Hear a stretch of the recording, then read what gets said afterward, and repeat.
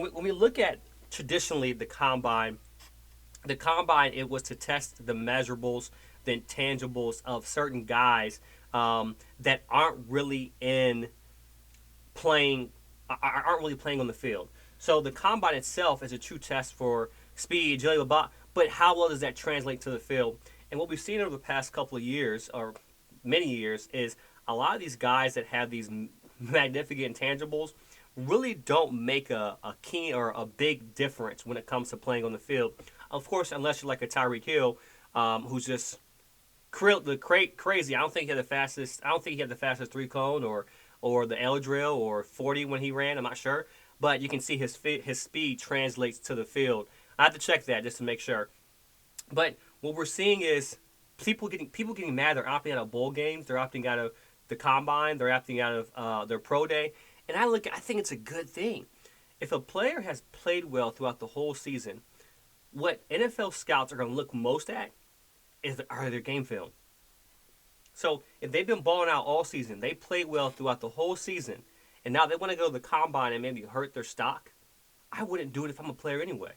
Mainly because that's what they're going to break down. The game film is more important. You're going to see more tendencies. You're going to see how speed translates. You're going to see how strength is articulated on the field as opposed to at a combine in that initial setting where you're not tested in true conditions. You're tested in perfect conditions. And that's the big difference between game film and the combine. Now, guys that already are going to be drafted and their stock is high, let the game film speak. Why does Caleb Williams? I don't think Caleb Williams is the best quarterback in the draft right now, but why would Caleb Williams go in the pro day when he's been the number one pick for the past year? Like, why would he do that? So I think that we want these players because we want these events to have true meaning where the top players are there. But what I like is if the top players do opt out, right, and they say, let my game film speak, it doesn't hurt their draft stock, then players who don't necessarily get opportunity can be in there and maybe shine in the combine. And I think one thing the combine needs to do is instead of it making it one combine, and I think they talked about this as well too, making it regional combines where we have multiple combines instead of one large event. This is more money for the NFL. Also, it can put more attention on different regions and a lot of guys have more opportunities. So I don't necessarily care about guys opting out. And if I'm a player who's a top pick, why would I go to the combine and hurt my stock? Why would I do that? Maybe go talk with coaches and whatnot. That's a big part of it. The interview portion is a big part of it. May not even take the test if you only take the test, the Wonderlic test. I'm not sure if that's the test I think it's a test they still use. But why would I go do that and hurt my stock, right? Come to me in my environment, talk to me where I played, etc., where I can have a more original conversation. If teams want to talk to me, why not talk? That's just the business side of it when it comes to the stock rising, but also this. If I'm a top pick, right? If I'm a top pick and I know that if I put my body through something, right, for a 2 to 3 month sprint to attain numbers that aren't necessarily valuable when it comes to playing on the field, why would I not train my body for the long haul for rookie minicamp? Right? So if I train my body for a rookie minicamp in May and June, right now my body is more primed for playing football as opposed to primed for just speed and agility for one event.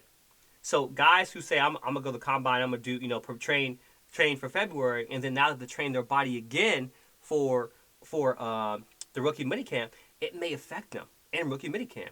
Why not, if my stock's already high, just train for rookie minicamp because I know I'm be drafted. Looking at playbooks, looking at schemes, possible teams that may draft me based on my skill set as it pertains to their team. So I think that we have to really, even though our personal bias is to want these things to happen. We want these guys to go to the combine. Oh, it's wrong they're not going to a combine. It's wrong they're opting out of bowl games. But why would they? Right? If your stock's already high, why would you play in a bowl game and get hurt?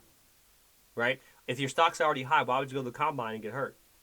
Right? I like pro days. Pro days are their environment, their guys and whatnot. So things may look prettier. But if you're a quarterback, you can have a big arm at the draft and throw a nice throw. Like Joe Milton had a nice throw at the draft. But can he make that throw? Can he make that throw, the right throw at the right time? Can he make that in cover 4, cover 3, cover 6, cover 3, cover 2? That's the thing we have to look at.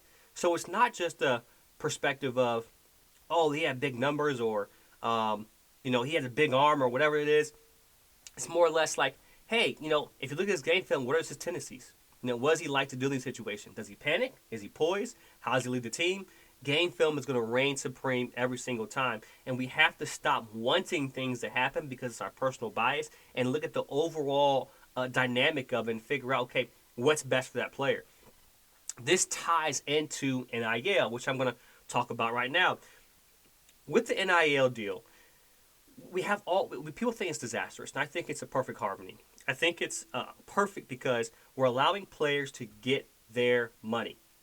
If a coach can get paid millions of dollars and they're making money off of the players, why can't the players get the just compensation, right? So just compensation is very important, right? I'm using some political terms, but if players can get just compensation for their performance, why are we mad at that? And it's this overarching dynamic of why the same people who don't like the NFL don't like the NIL. Here's why.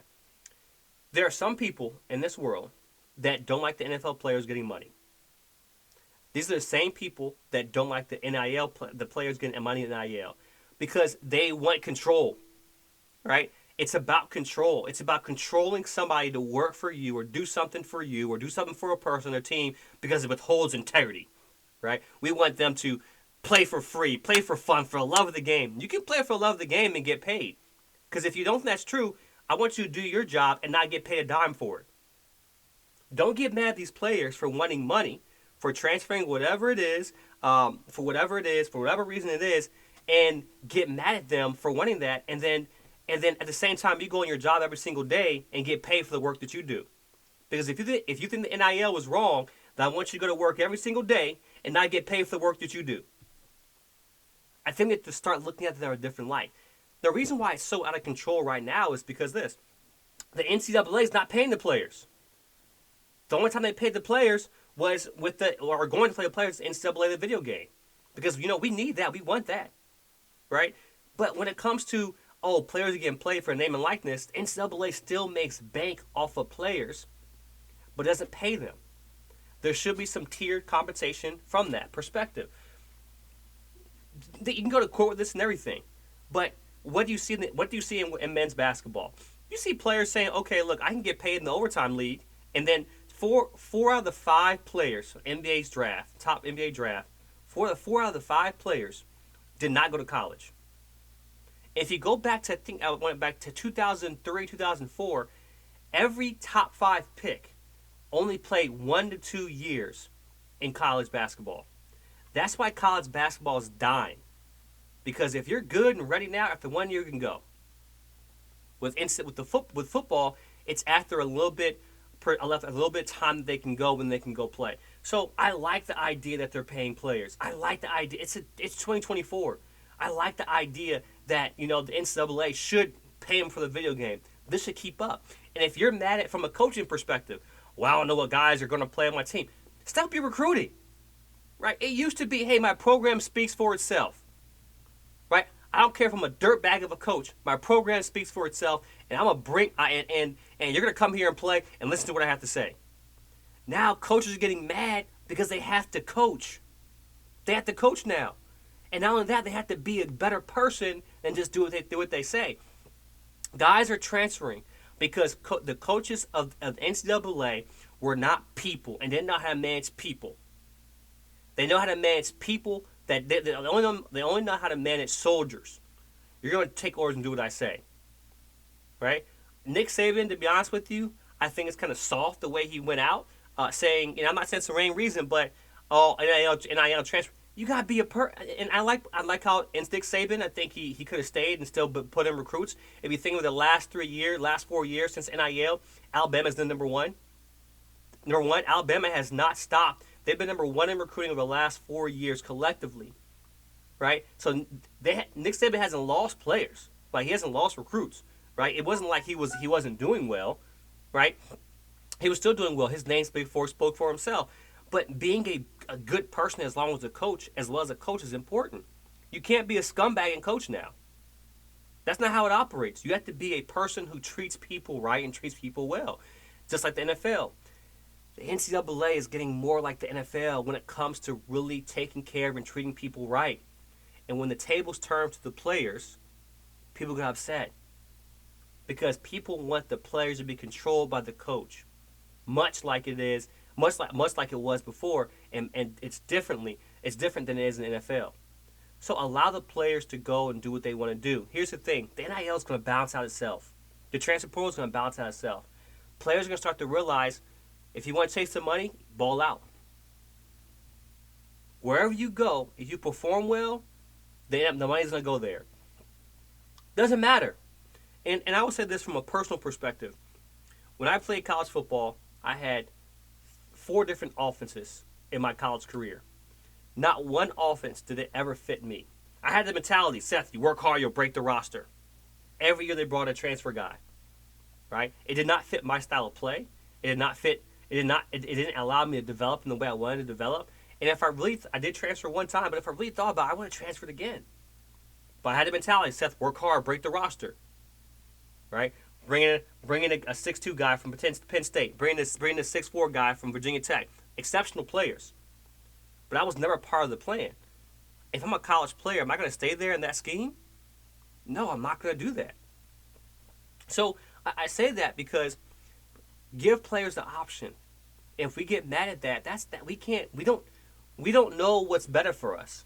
But we don't know sometimes we don't know what's better for people. And we have to stop thinking that mentality. We don't know their situation, what they're going through, how they operate in the system. And I don't mean wrong. It will balance out themselves. And you'll see a lot of guys transferring, trying to find a spot and only hurting their stock. Right? So I do like what Nick Saban said. He said, the coach never asked him, did you play your freshman year? He never asked him that. Right? They look at your game film, break down your game film, they ask you who you are, and want to know who you are as a person. There are a lot of character things that showcase in players who transfer a lot. A lot. You know? But if you look at some of the best players that played well and evolved in the league, they transferred. And we have to understand that we can't control people from that perspective, right? If people want to transfer, they want to go, they want to go. If they want to stay at their program, they stay at their program. The NIL is going to bounce out itself. The NCAA has to start paying these players. And the only person that's not being affected by it, and no one's tapping into their money, is NCAA. But their time is coming. Their time is definitely coming. Because once you see more players opting out of these bowl games, college basketball is already done, right? College basketball is already done in itself. Like I mean, if you look at the top 5 players in college basketball, it's really kind of hard to name. They're going to be gone after this year. So we're talking about a senior going 4 years, the big dance. That's great and everything, but we're talking about Bronny James, who's a backup at USC. That's the biggest story this year. The biggest story this year in college basketball, right now, men's college basketball, is Bronny James playing at USC. That's the biggest story.